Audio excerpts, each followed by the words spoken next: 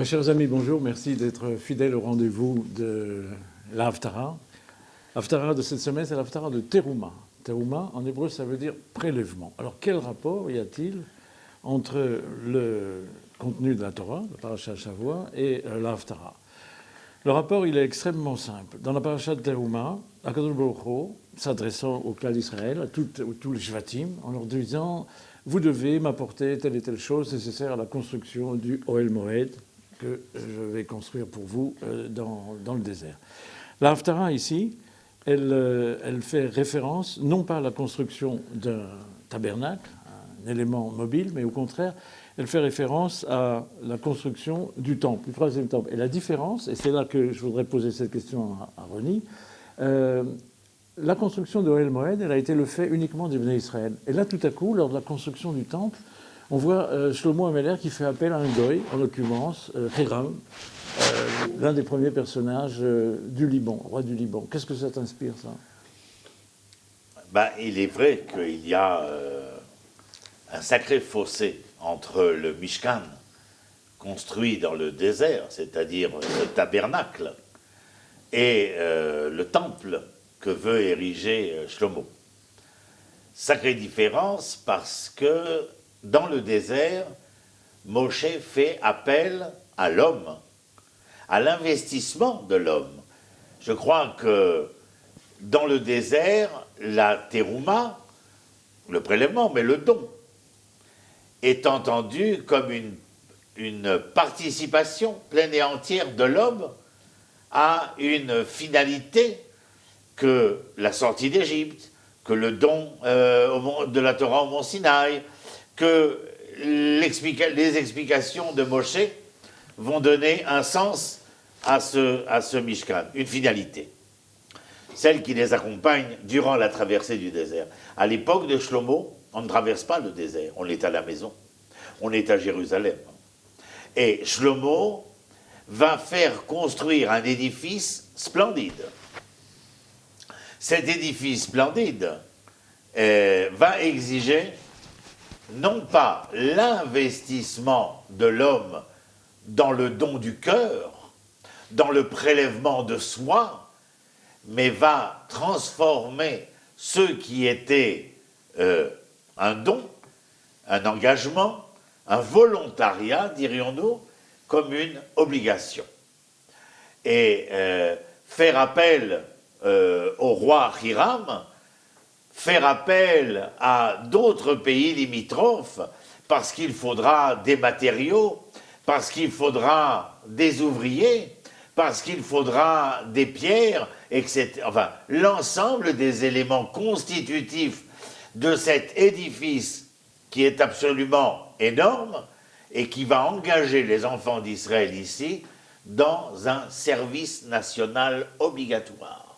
Et le seul fait de l'affirmation de ce service national obligatoire va non seulement faire la différence avec le Mishkan, mais générer un fossé énorme, socio-économique et religieux au sein d'Israël, à Jérusalem, lors de la construction du temple.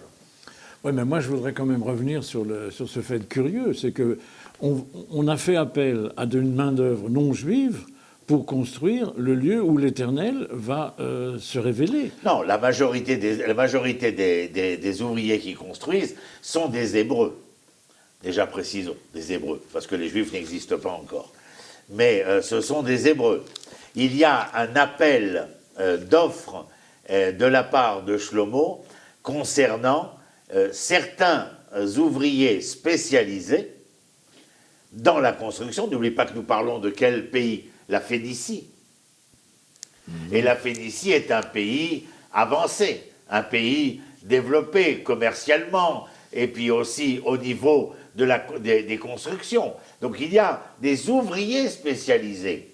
Mais la main-d'œuvre, et c'est d'ailleurs la raison pour laquelle je t'ai rappelé que cela va causer une véritable tempête sociale à l'intérieur d'Israël, cet enrôlement obligatoire concernant la construction du temple, il y a chez Shlomo n'oublie pas que nous sommes dans un royaume en paix à ce moment-là, et il y a des relations diplomatiques, et il y a surtout le fait que pour donner le meilleur à Jérusalem, il faudrait que, écoute, et entends bien cela, comme Jérusalem n'appartient pas à l'une des tribus, mais est tout ou partie de chaque tribu, il faut penser à travers cela que si Jérusalem est tout ou partie des tribus d'Israël, il est non des moindres tout ou partie de l'humanité créée par l'Éternel. Et la participation ici significative chez Hiram, c'est de vouloir nous faire valoir cet entendement que Jérusalem n'a pas pour finalité de révéler Israël à lui-même, mais de révéler Israël à lui-même afin que cette révélation puisse être entendue à la surface de la création. Est-ce que tu crois qu'on doit prendre au sens premier toutes les mesures qui sont énoncées dans cette Haftara? C'est-à-dire? Est-ce qu'on peut voir plus loin que la simple description architecturale du lieu? Non, je pense que les choses décrites ici dans le livre des rois, le premier livre des rois, est très important. Pourquoi? Et pour nous faire entendre que toi et moi, nous pouvons avoir un idéal aussi idéal qu'il puisse être. Mais il ne faut pas, au nom de cet idéal si idéalisé, omettre de penser aux actions, aux nécessités, aux besoins matériels si singuliers, si particuliers dont nous avons besoin. Je rêve d'un état idéal, mais je viendrai te dire, si tu ne retrousses pas tes manches, l'état idéal ne sera jamais là. Pourquoi parler des manches? Pourquoi parler de retrousser les manches sur le bras? L'ensemble des éléments qui sont amenés ici, eh bien, sont tout ou partie, eux aussi, de l'avènement de ce qui doit arriver, en tout cas, par ce que veut réaliser Shlomo. Mais comme je te le dis, et je le répète pour la troisième fois, les choses ne vont pas du tout se passer comme Shlomo l'aurait voulu. Bon, on sait qu'en Israël, il y a actuellement un certain nombre de start-up qui réalisent des prouesses technologiques à partir des éléments naturels, les éléments de la création.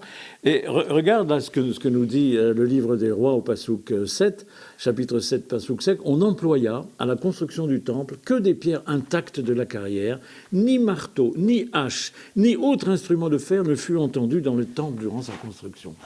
Donc là, il faudrait interroger les ingénieurs. Comment est-ce possible? Comment, avec la technologie de l'époque, comment ils ont pu faire ça? Alors, il paraît qu'il y avait un petit verre qu'on appelait le chamir, qui avait la propriété de fendre les pierres. Est-ce que c'est sa place? Est-ce qu'il a... Ce qui est important ici, à mon avis, Michael, c'est le fait de ne pas vouloir utiliser une matière servant à la belligérance, à la guerre,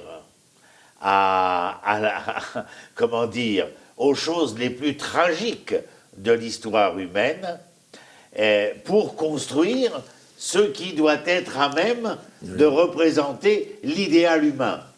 Une manière de venir et de nous dire, attention, la fin ne justifie pas tous les moyens. Oui. Et alors, la Haftara se termine en disant, l'Éternel dit à Shlomo, cette maison que tu édifies, j'y résiderai. Si tu te conformes à mes lois, si tu obéis à mes statuts, si tu as soin d'observer et de suivre tous mes commandements, alors j'accomplirai en ta faveur la promesse que j'ai faite à David, ton père. Donc, Akadosh Baruch Hu nous dit, cette maison qui subsiste encore aujourd'hui à travers le Kotel, à travers... Les lieux où nous rendons, cette maison, c'est aussi l'élément d'un contrat passé avec Akadosh Baruch Hu. Évidemment. Est-ce que tu serais à même de pouvoir penser que la maison serait une finalité? Pas du tout. La maison est un moyen. La maison est un moyen témoignant. D'ailleurs, lorsque le reproche qui sera fait à Shlomo, par rapport à Moshe. C'est que Moshe, concernant l'élaboration de ce tabernacle, jamais Moshe ne sera rappelé. Regarde toi-même quand il est écrit à propos du temple, Vaïven, Vaïaz, Vaïtsa, Vaïtsa, Vaméler, Vaïssou. Et Dieu de lui dire à tel point qu'il s'est mis en avant sur le fait qu'il construisait, qu'il élaborait, qu'il édifiait. Abaïtazé Asherata Bonnet. Au verset 12. Abaït Asherata Bonnet. La maison que tu construis. Jamais Moshe ne s'est, mis en lieu et place de celui grâce à qui la chose allait se faire. Et lorsque tu viens me dire, à l'instant, le contrat dont l'Éternel révèle les articles en parlant à Shlomo, c'est de lui dire, Ya Habibi, il faut respecter ma Torah, il faut suivre mes commandements, suivre mes lois. Dans mes lois, il y a le fait qu'il y a une considération vis-à-vis de l'ouvrier. Quand on est un employeur, il y a une considération vis-à-vis de l'employé quand on est le patron. Il faut savoir que les impôts que tu as prélevés ne pèsent-ils pas? Et puis cet homme, dont nous n'avons pas parlé, mais je le rappelle ici en instant, Yerovam ben Nabat, ton ministre de la construction, ne t'es-tu pas intéressé de savoir pourquoi lui qui t'adulait s'est rebellé contre toi? Parce qu'il te voyait construire. Tu construis au nom de la nation d'Israël. Tu te rappelles ce qu'on écrira dans le Midrash quand il a fini de tout construire? Il a voulu rentrer le Aaron à Brit. Et le Midrash nous dit, le Aaron à Brit n'est pas rentré. Et quand il a vu qu'on essayait de tous les côtés de le faire rentrer, alors il a imploré l'Éternel. Mais qu'a-t-il dit? Éternel, Dieu d'Abraham, d'Israël et de Jacob, au nom de mon père David. Alors là, le Aaron, il était presque sur roulette, il est rentré tout seul. Tu entends de quoi il est question? De lui dire, attention, c'est moi l'omniprésent, c'est moi l'omnipotent, l'omniscient. Tu es l'homme, tu es un vecteur important, je t'ai voulu, mais je t'ai voulu afin que tu puisses accomplir mon projet, ma volonté dans ce projet. Mon but n'est pas de faire de l'homme le temple de son histoire. Mais ce temple, cette maison que tu veux me construire, eh bien, il faudra qu'elle serve justement à être le moyen, le témoin de l'alliance qui nous unit. Et cette alliance, elle fait part essentiellement de la relation morale, éthique, sociale, économique qui doit exister au sein de ton peuple, parce que si tu veux être le témoin à la face de l'humanité, il faut que la justice, le droit soient omniprésents chez toi pour que ceux qui te regardent puissent dire « Voici le peuple de l'Éternel, dans sa terre ils sont rentrés, ils ont édifié son temple, et cela est édifiant pour nous. » Donc ce qui est intéressant à travers les dernières paroles de Roni, c'est que la Haftara fait référence à tout un domaine de halachot qui, malheureusement, de nos jours, est peu développé. C'est les halachot Ben Adam les Ravero, les halachot qui concernent nos relations avec notre prochain. Je constate dans ma vie quotidienne, dans ma vie spirituelle, que nombre de drachot font état des relations entre l'homme et le Akadosh Baruch Hu. Mais nous aimerions que nos rabbanim défendent davantage et creusent davantage tout ce chapitre qui construit une société unie et qui concerne les relations entre l'homme et son prochain. Merci. Shalom, shalom. Shalom.